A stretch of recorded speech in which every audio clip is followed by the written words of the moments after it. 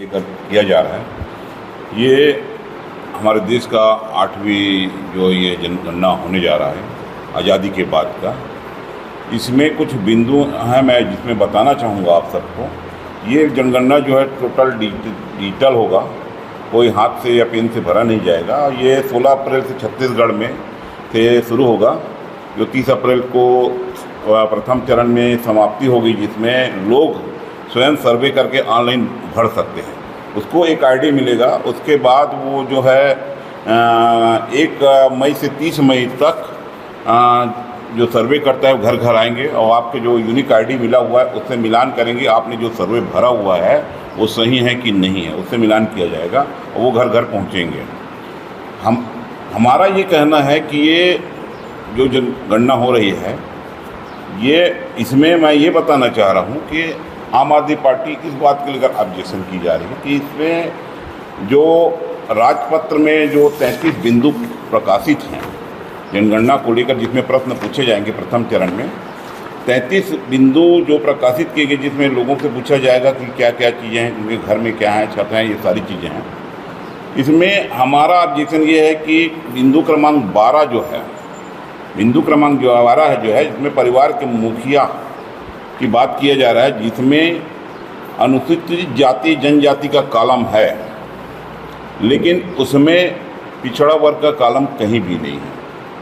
उसमें लिख दिया गया है, आप सबको ये कॉपी उपलब्ध करा दी जाएगी, अनुसूचित जनजाति और अनुसूचित जाति का कॉलम है और उसके बाद तीसरा कॉलम लिख दिया है अन्य। हमारा इसमें ये कहना है कि जब हमारा ये 1980 में जब मंडल आयोग ने जब सर्वे किया था तो 52% आबादी जो है ओबीसी की थी। अगर 52% और उसके बाद आईसीई की 360 की सर्वे 2021 में हुई, जिसमें भारत की अनुमानित आबादी 141 करोड़ लगभग बताई गई थी, जिसमें लगभग अगर 44 से 48% आबादी यानी कि 62 से 68 करोड़ लोग ओबीसी समूह से आते हैं इसमें, तो देश की लगभग आधी आबादी को छुपाया जा रहा है। हम आम आदमी पार्टी की मांग है कि सरकार से कि ये क्यों किया जा रहा है, ये क्यों छुपाया जा रहा है ओबीसी समूह को। देखिए, जनगणना जो होता है ये किसी भी देश का आधार होता है, यहाँ से ही सारी नीतियाँ तय होती हैं। भारत की सारी नीतियाँ जो होनी है तय आगे कि इस जनगणना के आधार में ही तय होगी कि किस वर्ग को क्या आरक्षण मिलना है। आरक्षण से लेकर सारी सुविधाएं और देश में जितनी भी नीति बनेगी वो इसी मापदंड से ही तय होगा कि जनगणना का धर्म है। और उस जनगणना में आप जो है एक ऐसे वर्ग को जो 50% से भी ऊपर को बिलोंग करता है उसको आप छुपा रहे हैं, तो आपको कैसे पता चलेगा कि ये कितने ओबीसी हैं, किस समूह को इनके संवैधानिक अधिकारों को समाप्त किया जा रहा है। इसमें ये कहना चाहूँगा कि सरकार जो है पहली बार इतने पापड़ बेलने के बाद जो है जातिगत जनगणना के लिए सरकार तैयार हुई और संसद में पास हुआ। पास होने के बाद अब उनकी नीति क्या है ये समझ से परे है कि इस वर्ग को क्यों छुपाया जा रहा है। आम आदमी पार्टी जो है इसी बात को लेकर आज ये प्रेस कॉन्फ्रेंस कर रही है कि ये जो चीज़ें हो रही है वो देश के लिए घातक है और स्पष्ट रूप से उल्लेख हो कि कितने ओबीसी हैं और कितने सामान्य वर्ग के। हम किसी को ये नहीं बोल रहे हैं कि सामान्य वर्ग का भी विश्लेषण होनी चाहिए, हर वर्ग का होना चाहिए। अगर आप जातिगत जनगणना कर रहे हैं तो, अगर जातिगत जनगणना कर रहे हैं तो सिर्फ ये होना चाहिए ये यादव है, ये कुर्मी है, ये नाई है, ये होनी चाहिए थी। लेकिन आप वर्ग में अगर बांट रहे हैं तो सारे वर्ग को भी आपको बताना होगा कि कौन कौन से वर्ग की आंकड़ा इस देश में कितना है, कितना परसेंटेज में है, कितने लोग हैं। तो और इसमें आपको और बताना चाहूँगा कि आम आदमी पार्टी जो है अभी जो ये जो ओबीसी वर्ग ये कॉलम जो छूटा गया है, इसके लिए अब आंदोलन होना शुरू हो गया है। वर्ग विशेष जो है आज सड़कों में आ चुकी है। बस्तर में ज्ञापन दिया जा चुका है। एक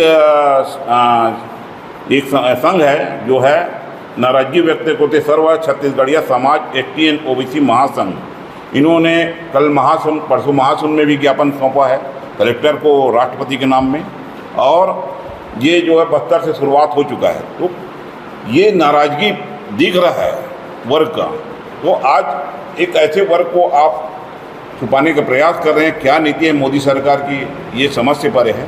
तो आम आदमी पार्टी आज इस प्रेस कॉन्फ्रेंस के माध्यम से ये मांग करती है कि ओबीसी वर्ग को जो उस कॉलम है उसको 12वें नंबर बिंदु है उसमें उद्धृत किया जाए, ये हमारी मांग है। अब इसके बाद मैं चाहूँगा कि हमारे कार्यकारी प्रदेश अध्यक्ष उत्तम जायसवाल जी इसमें बात रखें।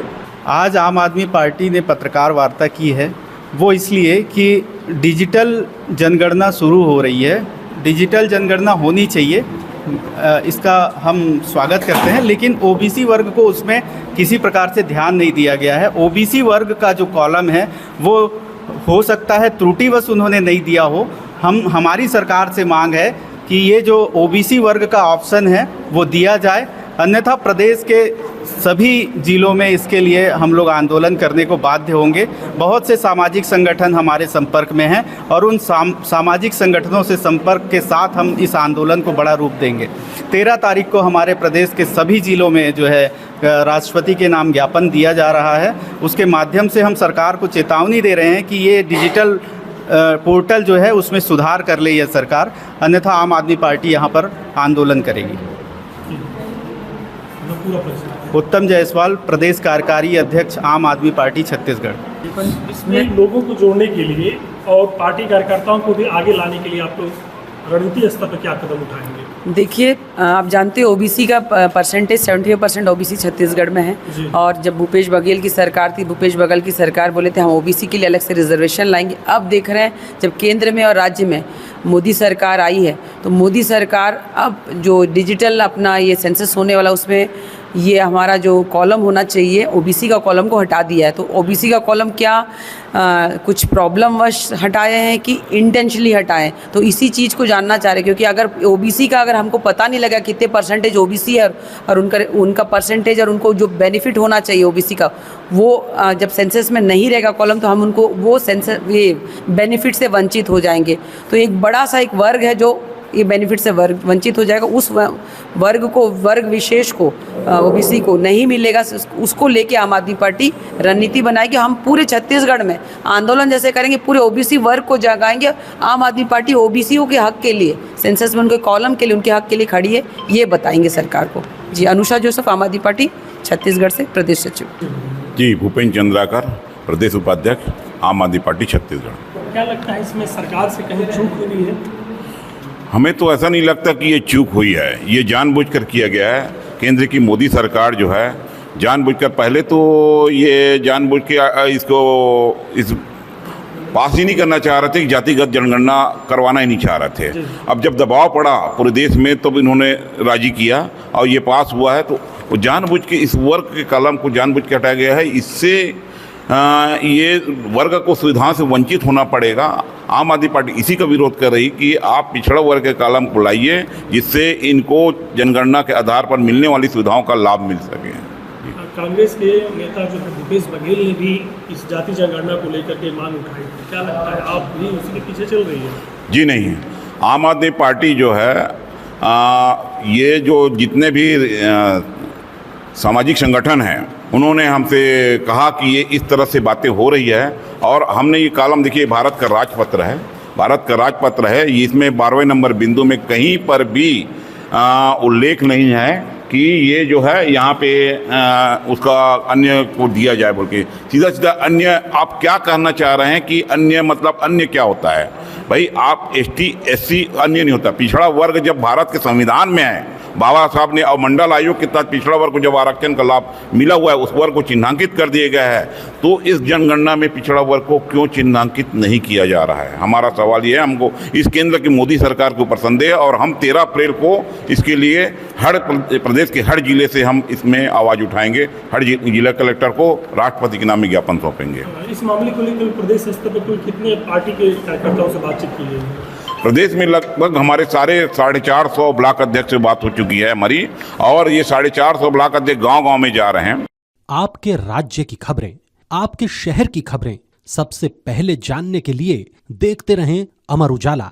चैनल को सब्सक्राइब जरूर कर लें और पाएं हर अपडेट।